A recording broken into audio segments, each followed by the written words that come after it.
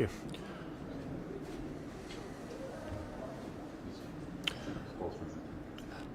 I'm frankly horrified at what occurred late yesterday evening when 2 members of the Royal Bermuda Regiment were injured while on duty at a community advisory point. One of the soldiers is thankfully in a stable condition, but the other has been seriously injured and will be medevaced by air ambulance later this afternoon to the United States for emergency treatment.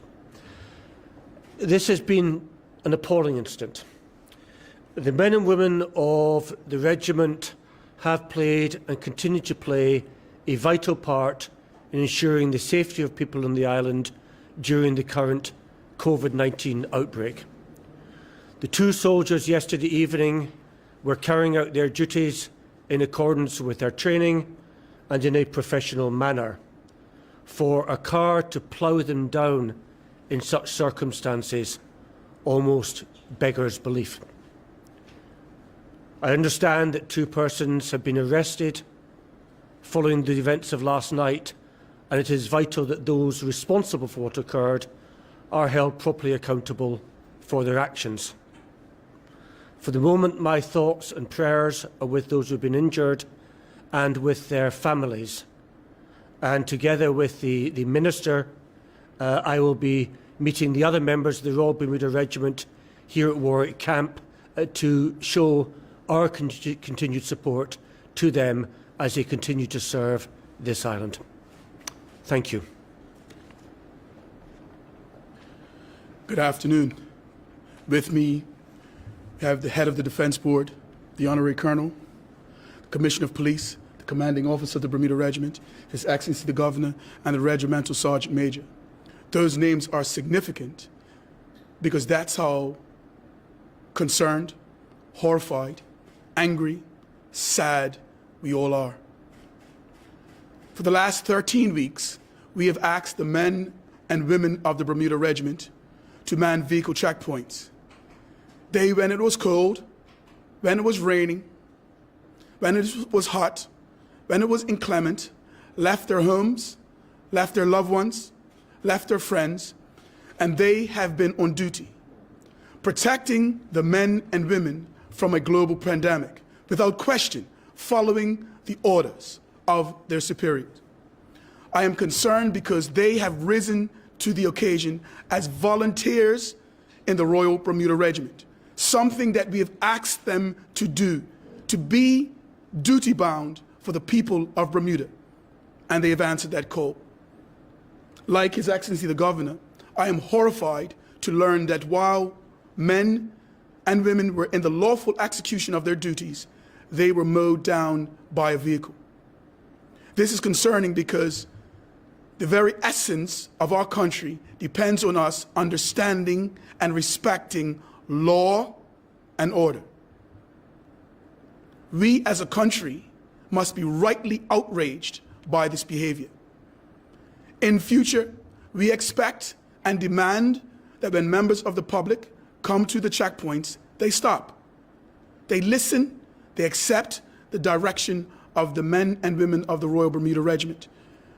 We have heard that in the past, whilst there were injuries in this set of circumstances, that in the past, there have been other people that have come to the checkpoint and have refused to stop, who have been overly aggressive with the men and women of the Bermuda Regiment in the lawful execution of their duties. I'm asking the people of Bermuda to understand that they are there for our protection. We have tasked them to be in this role, and I am imploring the public to be respectful, to be mindful, and to listen to the guidance given by the men and women of the Royal Bermuda Regiment.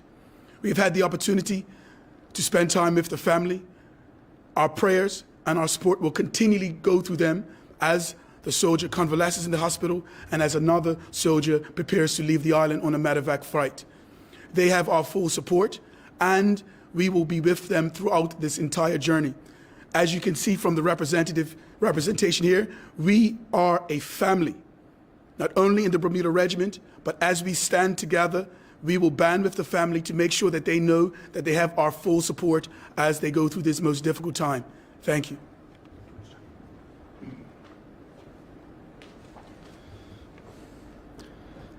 Good afternoon. As has been stated, and you're aware, whilst on duty at a community advisory point, 2 soldiers were struck by a car just after 11 o'clock last evening. Private Wilkes sustaining a fracture to his leg, whilst Private Williams is currently fighting to stay alive due to a comprehensive series of injuries. When you join the military, you agree to take on challenges and increased risks. These soldiers, like their colleagues, accepted the increased risk of contracting COVID-19 and agreed to spend weeks away from their families under stressful conditions whilst conducting service to the country. They were enforcing the curfew regulations that were designed to protect the people of Bermuda. But to be struck by a motorist who is flouting these regulations is obscene. The regiment has conducted over 274,000 checks over these past 13 weeks with overwhelming compliance. Yet the actions of one individual has now caused our collective hearts to break, families to weep, and a mother and a daughter to question if her son or her father will see the end of the day. We now take solace in 2 things. The first is that our colleagues in the Bermuda Police Service will conduct a thorough investigation, and this event will be concluded appropriately. Secondly, this will not dissuade us from serving our country. Rather, we will process these events, each soldier in their own way, and collectively we will draw strength from each other. Make no mistake, the men and women of your regiment are angry and saddened, but they will continue to serve because it is their duty and what their friends would want. To Private Wilkes and Williams and your families, this event is one of the darkest in the regiment's history, and it will not be forgotten. And know that every soldier you serve with and the wider community is thinking of you and counting the days until you're back with us. Thank you.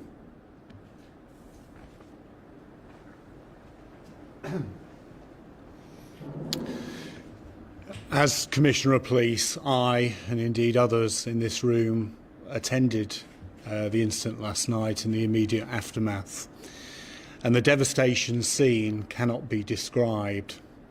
From the 2 regiment soldiers that were despicably injured through to the weeping of colleagues traumatised and shocked to what has taken place. I echo the word said because this is an affront to the Bermuda Regiment. It is an affront to the service that they have given alongside the Bermuda Police Service in protecting the community from COVID. The Bermuda Police Service has family connections with the regiment, indeed directly with the soldiers injured. So we take this with deep sorrow and also deep anger also. The matter is being investigated and those accountable will be brought before the courts. I ask anyone with information to contact the Bermuda Police Service on 211. And we will take that evidence as part of our investigation. I'm aware of social media that is circulating, including a piece around the vehicle allegedly involved. I ask you think of the families, because it is a very emotive piece of social media, and perhaps you should delete it rather than share it. However, those that have seen it, it is quite clear what took place last night. It is quite clear the injuries caused to the 2 soldiers, and it is quite clear why the people in custody have to be held to account. The thoughts and prayers of the Bermuda Police Service are with the family of the 2 soldiers, but they're also with the regiment as we stand side by side and continue to work together to tackle COVID, but work together for the protection of Bermuda. Are there any questions? Yes, question for Lieutenant Colonel Police, I think. In light of the situation last night and continued incidents of aggression towards soldiers, I'm wondering if there's any thought or consideration to bolstering checkpoints with additional manpower or equipment? We work closely with the Bermuda Police Service to work on any data or evidence-based how we do the enforcement. Like I said, there's been over 274,000 stops over these past 13 weeks. One incident, one reckless person doesn't take away from the the 99.9% compliance that we've seen thus far. I'll certainly consult with the Commissioner of Police for any advice. I'll never look down at an opportunity to how we may be able to improve, because one incident is too many, and if we can make it better, then we will. Any other questions? Right, thank you very much.